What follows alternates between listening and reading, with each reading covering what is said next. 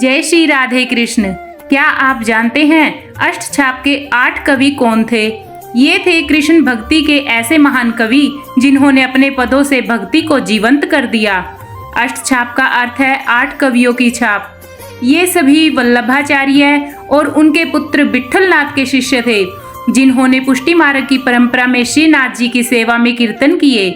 सूरदास भगवान कृष्ण के अनन्य भक्त थे और उन्होंने अपनी अधिकांश रचनाएं कृष्ण और राधा के प्रेम पर केंद्रित की हैं। सूरदास की रचना सूर सागर में कृष्ण की बाल लीलाओं का अद्भुत वर्णन है। कुंभन दास, जिन्होंने कहा संतन को कहाँ सीकरी सो काम, वे भक्ति में निष्काम भाव के प्रतीक थे। परमानंद दास, जिनके 835 पद परमानंद सागर में संकलित हैं। कृष्णदास, जिन्होंने भ्रमर गीत जैसी रचनाएं की। नंददास, जिनकी रास पंचाध्यायी कृष्ण भक्ति की गहराई को दर्शाती है।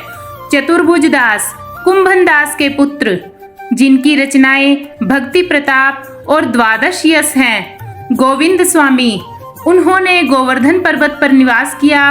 उनके पास एक कदम्ब का उपवन था, जिसे अब गोविंद दास की कदम्ब खड़ी के नाम से जाना जाता है। वे संगीत में भी निपुण थे और तानसेन भी उनका संगीत सुनने के लिए आते थे। छित स्वामी ने भगवान श्री कृष्ण की विभिन्न लीलाओं का अपने पदों में वर्णन किया और कीर्तन परंपरा को समृद्ध किया। वे गोसाई विट्ठलनाथ के शिष्य थे और उनकी भक्ति और संगीत माधुरी के लिए प्रसिद्ध थे। ये सभी कवि श्रीनाथ जी के अष्ट सखा माने जाते थे, जो उनकी लीलाओं में सहभागी थे।